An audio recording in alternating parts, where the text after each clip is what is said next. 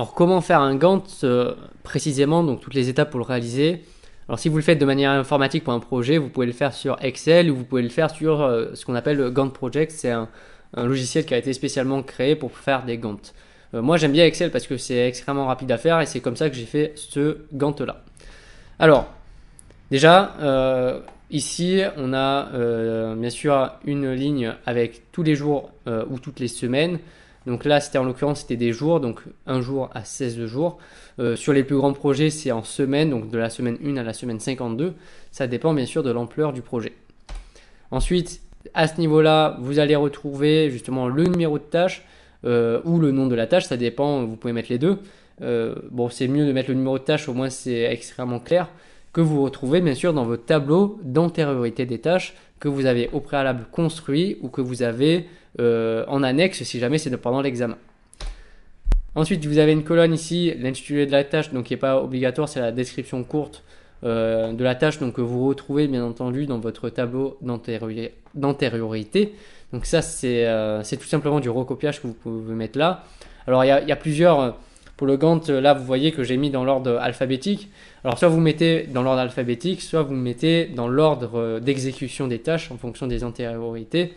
Moi, je préfère mettre par ordre alphabétique parce que dans la réalisation du Gantt, c'est beaucoup plus simple. Après, pour la lecture en elle-même du Gantt, c'est plus intéressant de mettre le numéro de tâche, de les mettre en fonction de leur déroulé. Ensuite, ici, quand c'est colorisé en bleu, c'est tout simplement la durée de la tâche. Donc en l'occurrence, ici, c'est 0,25 jours. C'était la durée la plus courte de mon exercice de Gantt. Là, bien sûr, c'est une journée pour la tâche A. Là, c'est 0,25 jours. La tâche C, elle dure 10 jours. Voilà, bon, c'est l'avantage du Gantt, c'est que c'est extrêmement visuel. On voit directement les tâches les plus longues, les tâches les plus courtes et bien sûr on voit directement l'ordre des tâches qui apparaît à l'écran.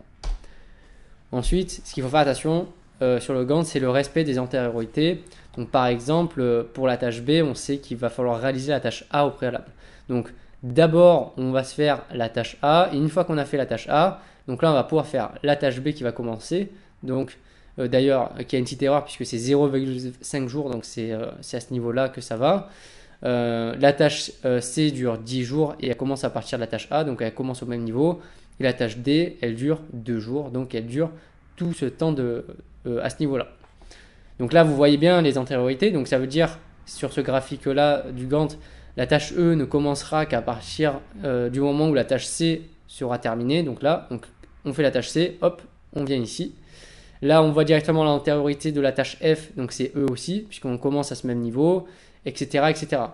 Donc c'est l'avantage du Gantt, c'est vraiment d'avoir une bonne lecture très très simple de l'ordonnancement des tâches.